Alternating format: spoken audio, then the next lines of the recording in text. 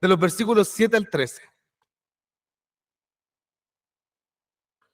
Segunda de Juan, versículos 7 al 13.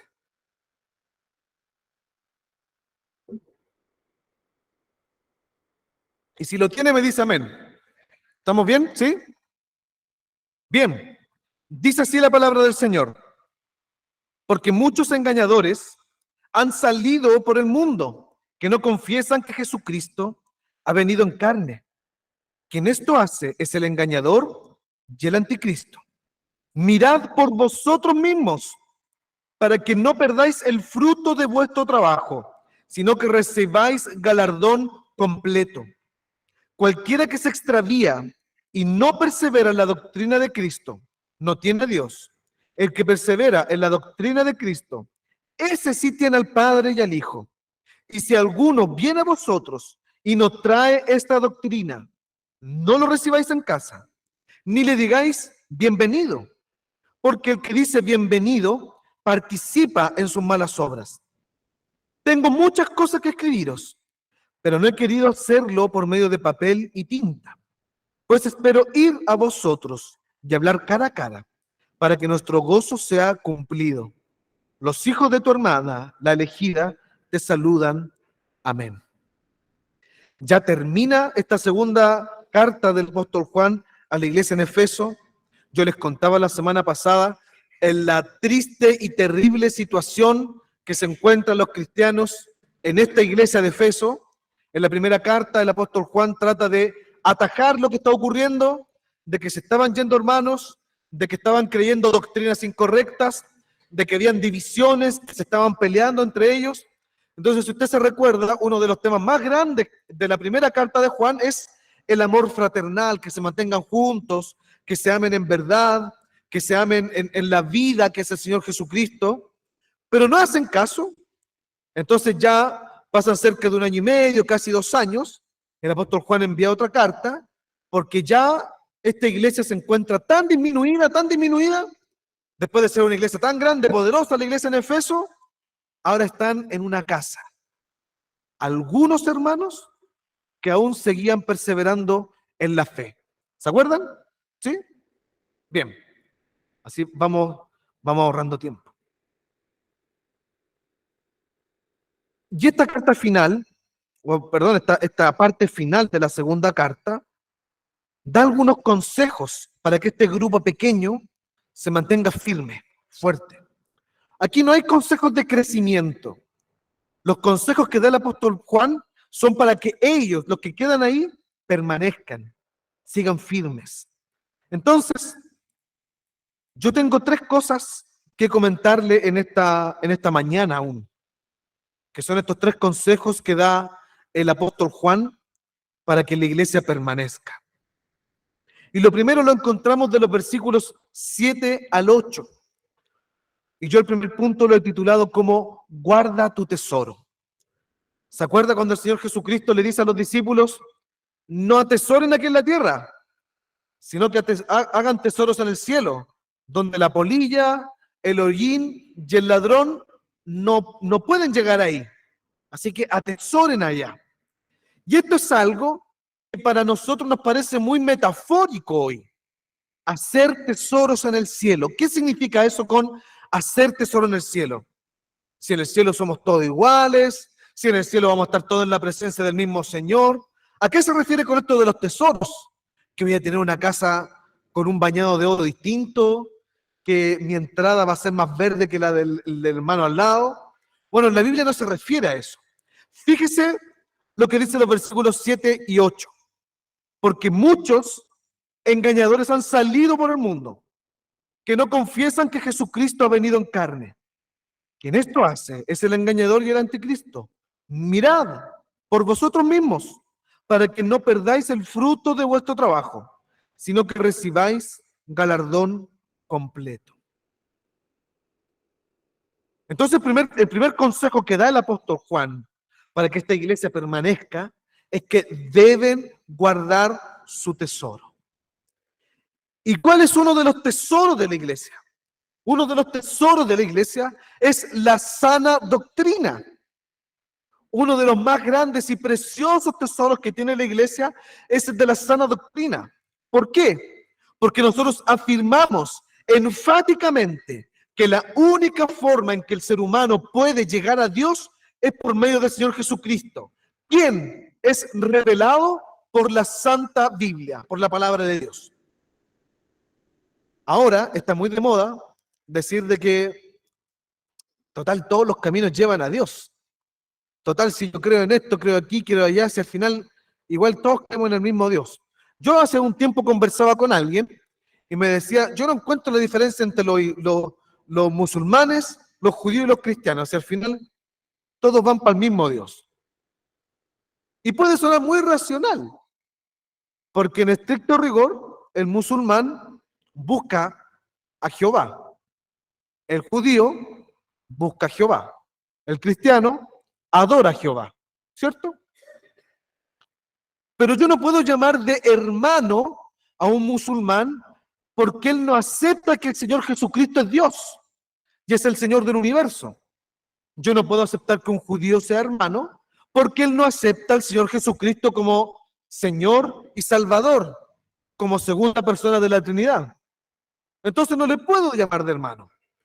Por tanto, fíjense que el único camino para poder llegar al verdadero conocimiento de Dios, para poder acceder a la salvación, es por medio de la Escritura, porque la Escritura me revela al Señor Jesucristo.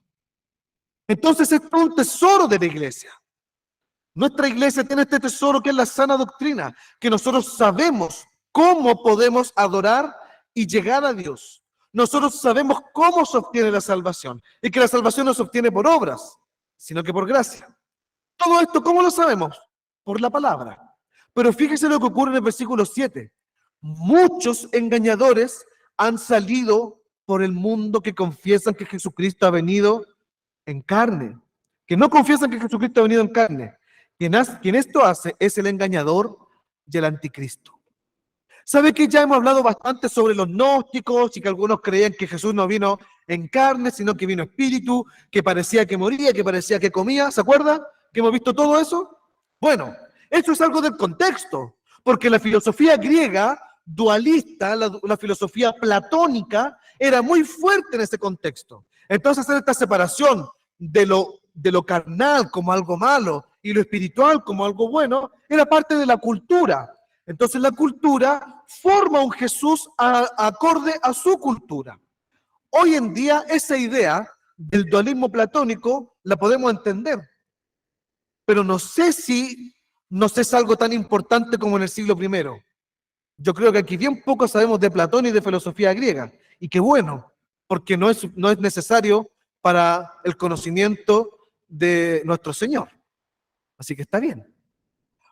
Pero sí estamos en una cultura que nos presenta a un Cristo conforme a su cultura, una cultura que nos presenta a un Jesucristo polarizado, una cultura que nos divide en términos ideológicos. Gente que cree que Jesús se parece un poco más a alguien de izquierda.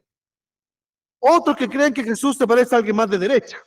Y esto ya lo he conversado hartas veces. Pero yo quiero hacer alusión de esto porque mañana es un día especial. ¿Cierto? Mañana es 11 de septiembre. Y mañana nuestro país se polariza. Y no estoy diciendo que esté mal que se polarice. Porque hay gente que sufrió mucho en esa época. A otros les fue un poco mejor. Entonces, dependiendo de cómo vivieron aquella época, tienen una postura y nos polarizamos.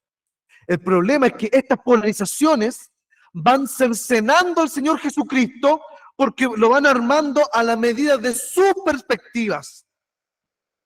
Entonces, el día de mañana, muchas personas en redes sociales van a estar publicando, mire esos cristianos.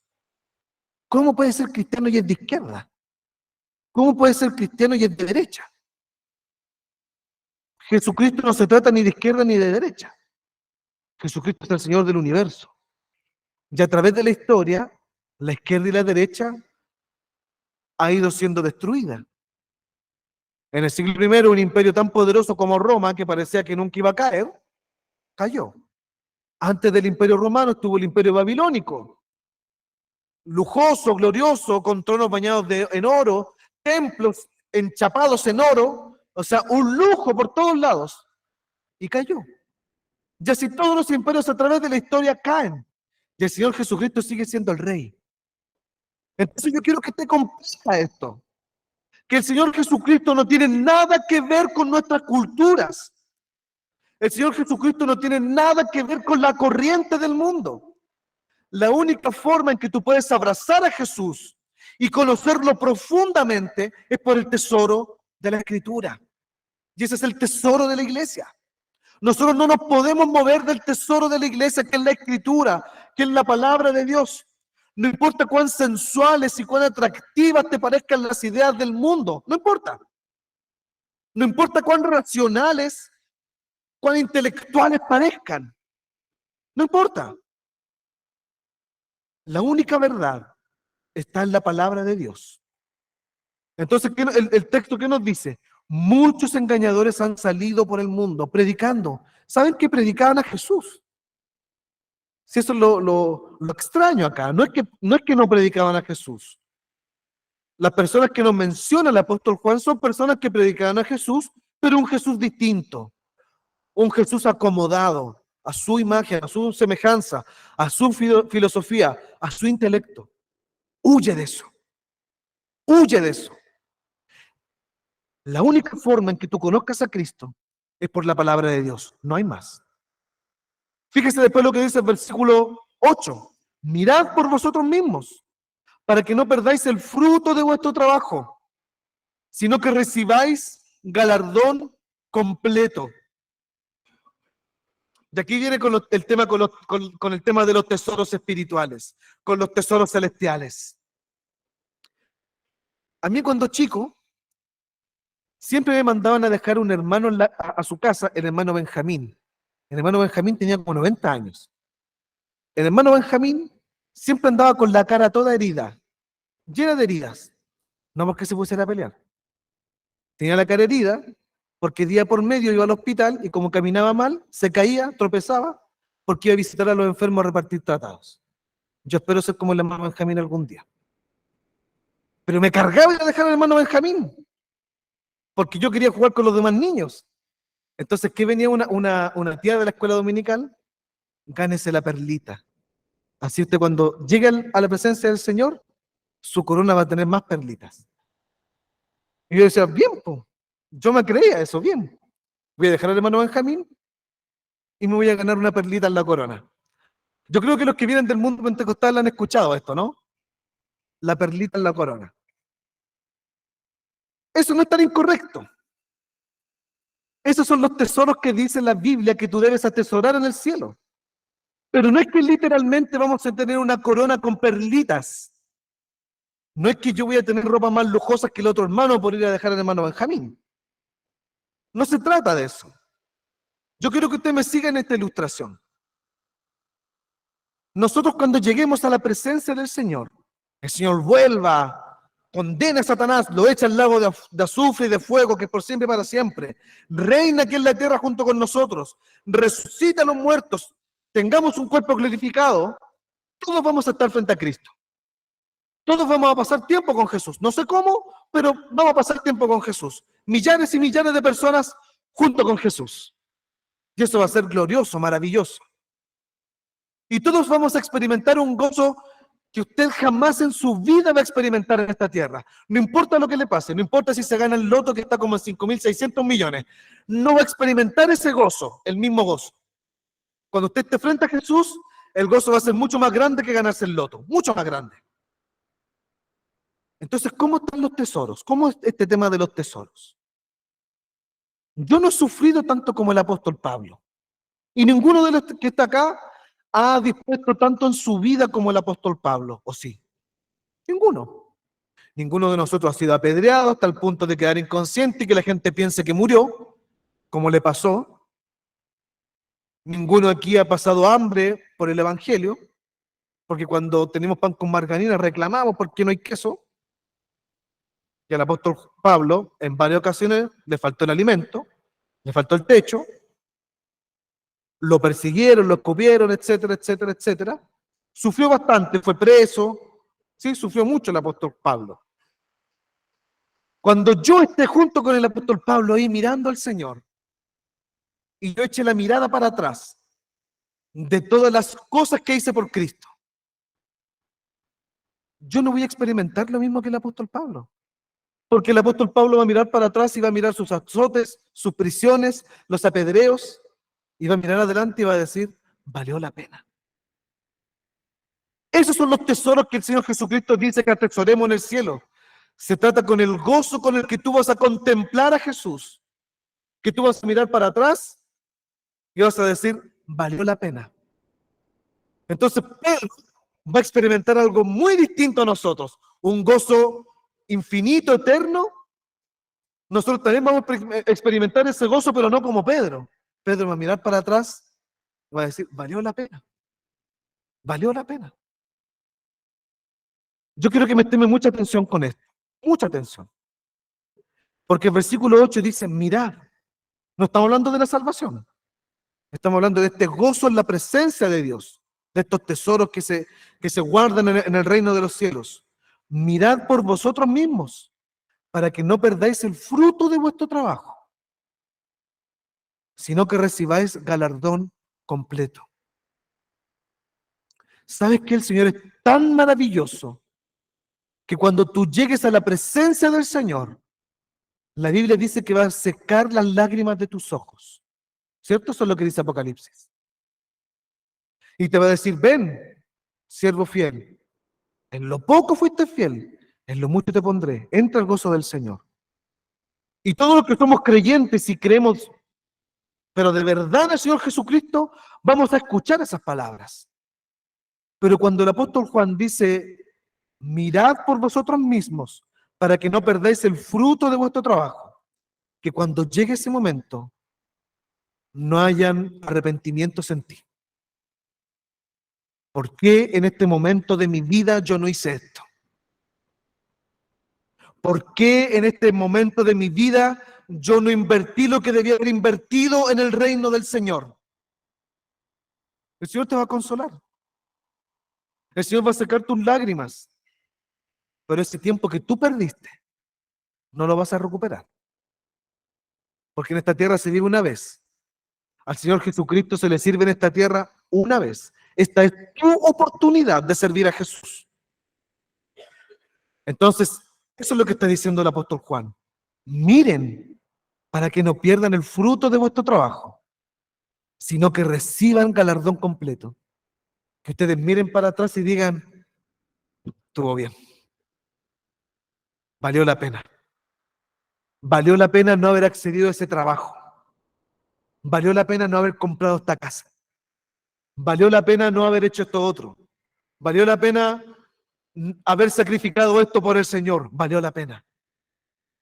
Yo no quiero llegar a la presencia del Señor arrepintiéndome porque me compré un auto carísimo y no invertir tiempo en el Señor. Yo quiero llegar a su presencia con ese auto que ni siquiera es mío y invertí bien el tiempo en el Señor. Entonces déjame decirte las palabras del apóstol Juan. Mire por ti mismo para que no pierdas el fruto de tu trabajo, sino que recibas el gozo completo. Completo. No estamos hablando de salvación. Estamos hablando del gozo en la presencia de Cristo. Y cada uno lo tendrá de una forma distinta. Lo segundo es que el segundo consejo que le da el apóstol Juan a la iglesia es que ellos tienen que aprender a reconocer. Fíjese lo que dice el versículo 9 al 11. Cualquiera que se extravía y no persevera en la doctrina de Cristo, no tiene a Dios.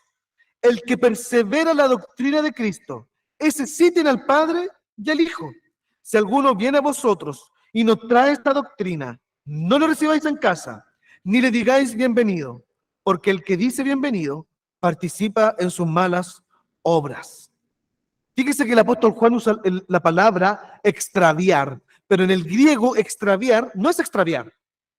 La palabra que realmente está usando el apóstol Juan es adelantarse, no extraviar. Entonces aquí hay una idea que nos quiere transmitir el apóstol Juan. Nos está queriendo decir que hay gente que se adelanta tanto a ideas progresistas de quién es Jesús que se terminan perdiendo. Se creen tan elocuentes, tan intelectuales, tan desarrollados, con mentes tan desarrolladas que han llegado a una iluminación distinta, son tan adelantados a la iglesia, son tan adelantados al mensaje apostólico, al mensaje doctrinal, que se terminan perdiendo. Yo sé que eso aquí no ocurre mucho, que la gente no sigue mucho el tema de las ideas intelectuales, pero sí seguimos la idea de un Jesús comercializado. Nosotros cuando hablamos de Cristo hablamos como si Él fuera una promoción, como si fuera una venta. Es que cuando tú sigas a Jesús te va a ir bien. Es que si tú rindes tu vida a Cristo, vas a estar bien en tu vida. Eso es una oferta. Si yo voy al mall y me ofrecen la tarjeta, no sé, Cencosud, y tiene menos interés que la de Falabella, tiene mucho más regalías, no me cobran la mantención, tengo descuento no sé, en comida rápida que me gusta tanto, yo la voy a tomar, la voy a sacar. Si yo voy y ofrezco un Cristo también de esa forma, ¿sabes qué estamos vendiendo a Jesús? Es que no tenemos que predicar tan duro.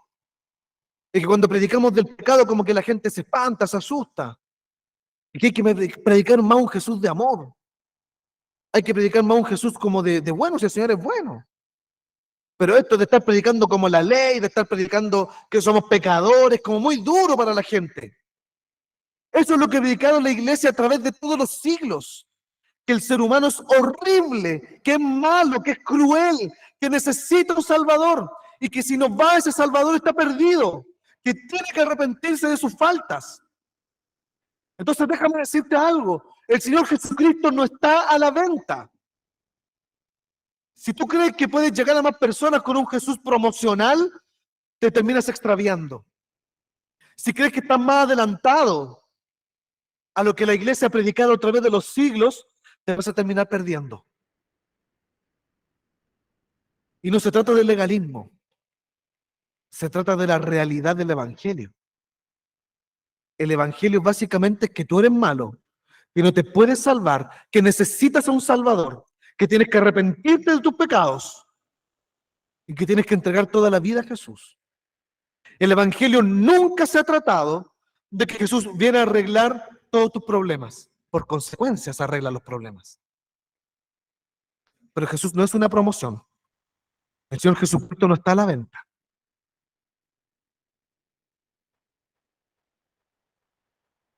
Entonces fíjese lo que dice el versículo 10. Si alguno viene a vosotros y no trae esta doctrina, no le recibáis en casa, ni le digáis bienvenido, porque el que dice bienvenido participa en sus malas obras. Aquí el apóstol Juan se pone radical. Y yo creo que nosotros también tenemos que ser radicales. No porque una idea sea bonita al oído, no porque una idea de cómo es Jesús parezca sensual. Sensual, no me estoy refiriendo a algo erótico, sino que me refiero a algo que es atractivo a la oreja, que te sensibiliza. Si alguien viene con ese tipo de ideas que son atractivas, que complementan lo que ocurre en mi corazón, ¿sabe lo que dice el apóstol Juan? Ni lo recibas en la casa. No le abras la casa. Porque este es Jesús. Jesús no es distinto. Este es Jesús. Jesús no cambia. Jesús es así. No es como nosotros quisiéramos que Él es. Él es como está la palabra de Dios. Es así Jesús. Fíjese, si viene alguien y te da una doctrina distinta, no lo recibas en casa ni le digas bienvenido. ¿Sabe qué es el gran problema que hemos tenido como iglesia? Y a través de toda la historia, que le abrimos la puerta a los mentirosos. Le abrimos la puerta a los que traen falsas doctrinas, a los que traen ideas de Jesús erróneas, a los que traen ideas de Cristo falsas. Yo no hablo mucho de la ideología de género, pero hace un par de semanas me tocó leer un libro que me dio incluso asco. Es un libro de un presbiteriano de la Iglesia Presbiteriana de Estados Unidos, un presbítero, que se llama Evangelio Subversivo. Lo volví a leer. Si usted de repente lo encuentra ahí, tiene algo muy bueno para hacer fuego para el 18, ese libro. Y el título es bien llamativo, es bien sensual, porque dice Evangelio Subversivo, Evangelio para los pobres, oprimidos y excluidos. Y uno dice, bien, pues, o sea, buen mensaje, el mensaje del Evangelio precisamente es para ellos. Jesús le habló a ellos directamente. El tema es que este hombre, en este libro, amolda a un Jesús no para que las personas cambien, sino para que ellas sigan tal cual, según su imagen y su semejanza. Una de las expresiones que usa el autor ahí, o de las declaraciones o afirmaciones, es que este concepto del discípulo amado es que ellos dos eran una especie de amantes, Jesús con Juan. Yo cuando empecé a leer esa cuestión quedé escandalizado. Pero yo creo que alguien que adhiere tal vez a estas ideologías los va a asumir muy bien, porque, Jesús es como yo. Jesús tenía el mismo problema que yo. Le gustaban los hombres y por eso no se casó. Ese es el tema de este autor. ¿Sabes lo que dice la palabra de Dios? Ni siquiera les des la bienvenida. Cierra completamente la puerta de tu casa ante este tipo de doctrinas. Fuera, fuera. Porque nosotros tenemos que entender algo, hermanos. Jesús te recibe tal y como eres. Mentiroso, traidor, adúltero, fornicario, homosexual, con tendencias sexuales desordenadas. Te recibe tal y como eres, pero no te deja igual. Ese es el mensaje del Evangelio.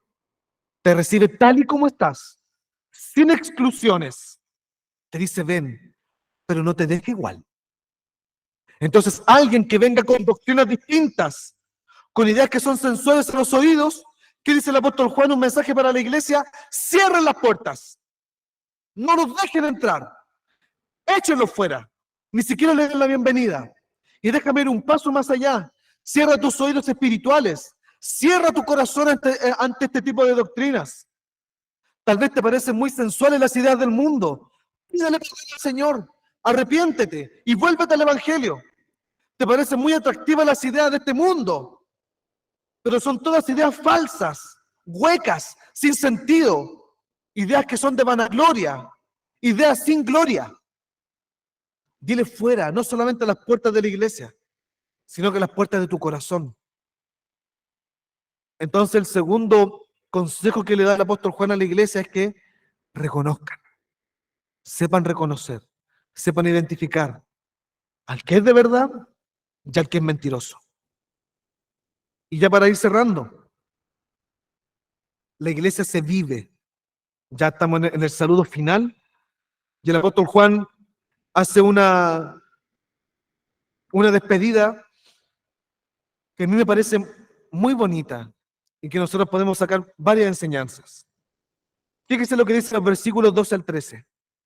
Tengo muchas cosas que escribiros, pero no he querido hacerlo por medio de papel y tinta, pues espero ir a vosotros y hablar cara a cara para que nuestro gozo sea cumplido. Yo quiero cerrar con una idea que puede ser muchas ideas, pero quiero quedarme solamente con una idea. La iglesia se vive. ¿Usted sabe con qué me refiero a esto, que la iglesia se vive? Usted tiene que estar aquí. Usted tiene que estar con nosotros, con los hermanos. Porque afuera vas a ser bombardeado por los engañadores, por los mentirosos. En tu casa estás siendo bombardeado constantemente por los engañadores, mostrándote un Cristo a su imagen, a su semejanza. Tal vez Netflix no habla de Jesús, pero sí te dice cómo tienes que ser tú, lo bueno que tienes que ser. Tal vez Netflix no te dice, oye, anda a la Biblia y lea a Jesús, pero sí te entrega conceptos de amor, de justicia, de igualdad, que no son los correctos. Entonces tú vas moldeando tu corazón. Tal vez no Netflix, tal vez las redes sociales. Pero tú estás siendo bombardeado. Si no estás aquí, ¿dónde vas a beber el agua entonces? Si no estás acá, ¿cómo vas a beber del agua de la vida? ¿Cómo? Porque fíjese lo que dice el apóstol Juan. Tengo muchas cosas que decirles, pero no he querido hacerlo por medio de papel, pues espero ir a vosotros y hablar cara a cara para que nuestro gozo sea cumplido.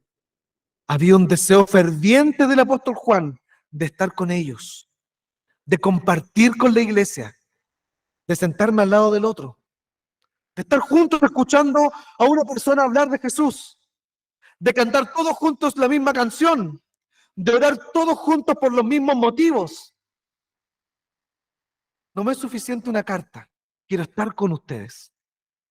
Entonces el último consejo que da el apóstol Juan es que la iglesia se vive. Para que la iglesia permanezca, tú tienes que estar aquí. Tú necesitas a ese que no te cae muy bien. Ora al Señor para que te caiga bien. Tú tienes que estar con aquel que te cae muy bien, porque te hace bien, ¿o no? Tienes que estar con ellos. Entonces déjame hacerte el último llamado. Esta iglesia de Efeso, que era tan grande, tan próspera, tan rica, una iglesia misionera, un ejemplo en el siglo I de cómo debía ser una iglesia, termina reducida a una casa. Termina siendo bombardeada por distintos mensajes. Entonces el apóstol Juan les dice, para que no terminen desapareciendo, tengan este deseo de estar juntos, juntos. Si no tienes el deseo de estar con tus hermanos, ora al Señor, arrepiéntete, arrepiéntate. Porque como dice el Salmo, cuán dulce y agradable es habitar los hermanos juntos y en armonía. Y el apóstol Juan quiere probar eso, por eso dice, para que mi gozo sea cumplido, yo los voy a ir a ver. Y termina con un último saludo y aquí termino. Los hijos de tu hermana, la elegida, te saludan. Amén. Termina hablando en clave, porque la iglesia está siendo perseguida. No nos dice desde qué iglesia manda el saludo. Dice, los hijos de tu hermana, o sea, los hijos de otra iglesia,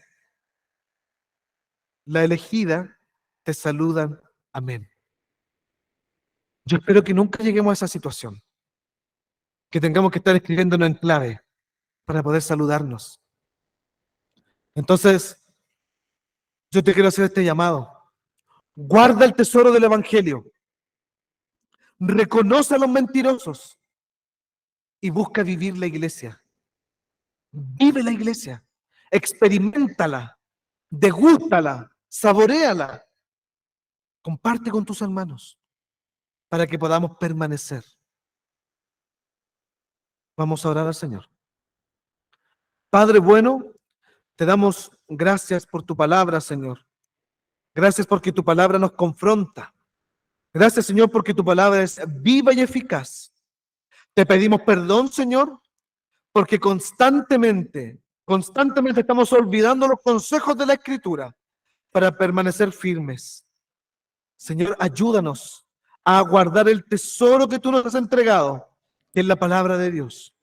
Ayúdanos a atesorar tesoros en el cielo, a experimentar ese gozo indescriptible cuando estemos en tu presencia. Ayúdanos a vivir sin arrepentimientos de las decisiones que tomemos, que podamos vivir en consecuencia, que podamos entregar toda nuestra vida a ti, porque vale la pena, vale toda la pena llegar a tu presencia, mirar para atrás, contemplar todo lo que sufrimos por ti. Vale la pena, Señor. Ayúdanos, Señor. Ayúdanos a reconocer a los falsos. Ayúdanos a reconocer a los mentirosos, a cerrar nuestro corazón ante las mentiras del mundo y a abrirlo de puerta a puerta a tu palabra. Ayúdanos a vivir la iglesia, a experimentarla, a degustarla, a palparla, a estar todos juntos. Ayúdanos, Señor, porque solamente de esa forma vamos a permanecer. En el nombre de Jesús. Amén.